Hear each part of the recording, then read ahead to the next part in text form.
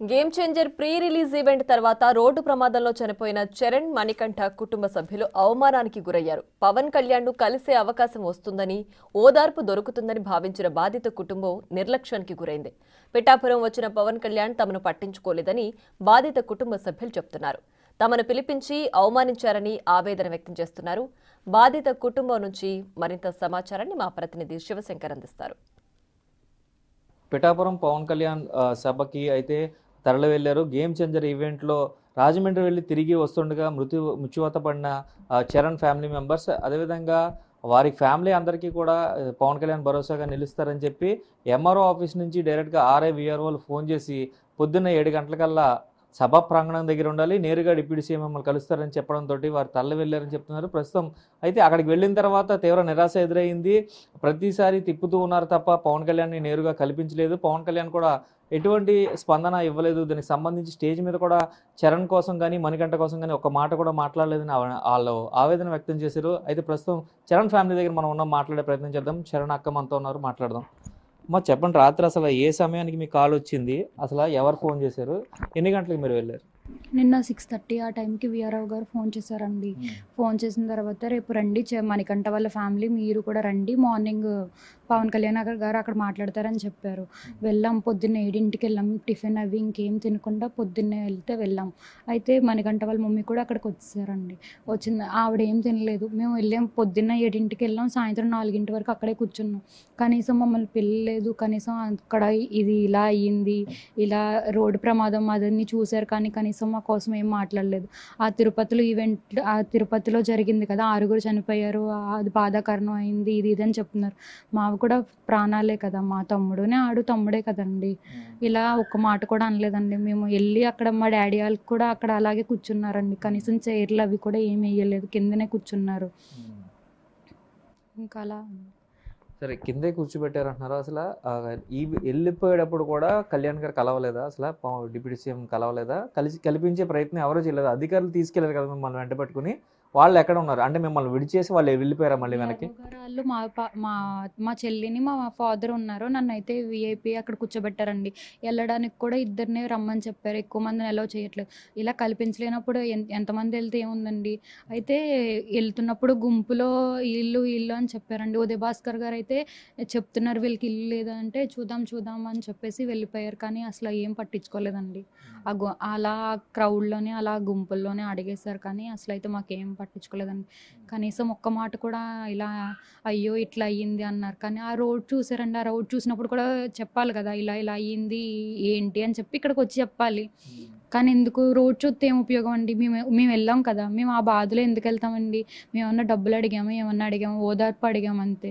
కనీసం తీసుకొని ఇలా దగ్గరికి తీసుకొని అయ్యో ఇంకెప్పుడు ఇలా జరగకూడదు ఎవరికైనా, మీకు జరిగిందా ఇలా అని చెప్పి ఒక మాట అంటే మేము ఏమన్నా అడిగేదామా అండి? అది కూడా మాకు లేదండి. ఇంకా అలా అయిందంతే. ఇది చరణ్ అక్క చెప్తున్న పరిస్థితి. కనీసం ఓదార్పు కూడా పవన్ కళ్యాణ్ నుంచి లభించలేదు. ఏం చెప్పినా కూడా ఎంపీ ఉదయ్ చెప్తున్నప్పటికీ కూడా సరే చూద్దామంటూ కూడా ముందుకు వెళ్ళిపోయారని చెప్తున్నారు. చరణ్ తండ్రి కూడా ఉన్నారు, మాట్లాడదాం.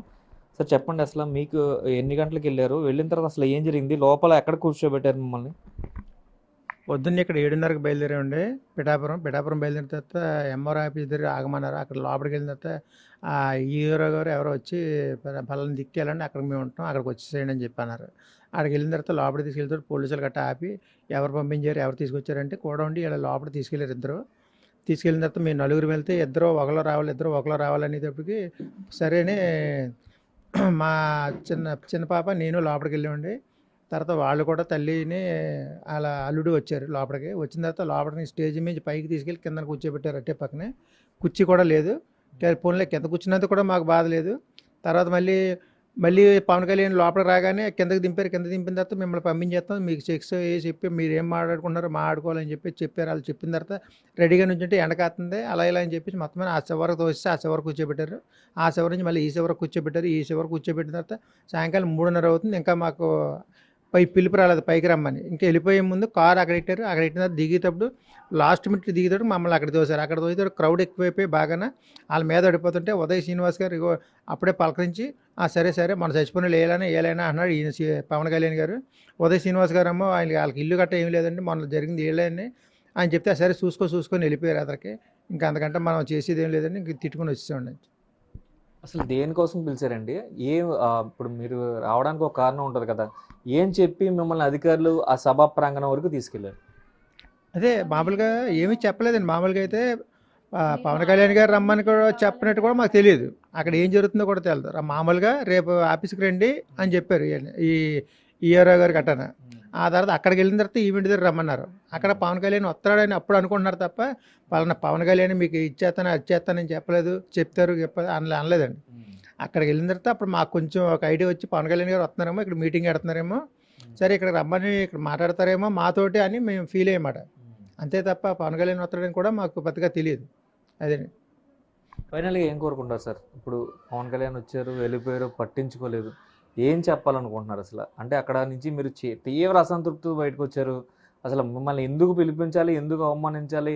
అసల మాట్లాడినప్పుడు కనీసం మా వాళ్ళ పేర్లు ఎత్తనప్పుడు ఎందుకు పిలవాలి అని కూడా ప్రశ్నిస్తూ ఉన్నారు మీరు. ఫైనల్‌గా ఏం చెప్పాలనుకుంటున్నారు? అక్కడ పిలిచారు. పిలిచిన తర్వాత స్టేజ్ ఎక్కించిన తర్వాత అగో ఆళ్ళ తల్లిదండ్రులు ఏలేనండి, ఆళ్ళ పిల్లలు కూడా పోయారు అని ఒక్క హగ్ ఇస్తే సరిపోనండి. మాకు హగ్గులు కూడా ఇవ్వలేదు. ఆళ్ళు పైకి రమ్మనలేదు స్టేజ్ పైకి. అంతకంటే ఇంకా ఎక్కువ బాధపడుతున్నాం మేము. ఇక్కడ ఇంటికాడ బాధపడింది దానికంటే అక్కడ అవమానం ఎక్కువ పడ్డాం మేము. అందుకంటే ఇంకేం చెప్తాం చెప్పండి. ఇది టోటల్‌గా చూసుకున్నట్లయితే పవన్ కళ్యాణ్ సభకి పిలిచి అవమానించారు.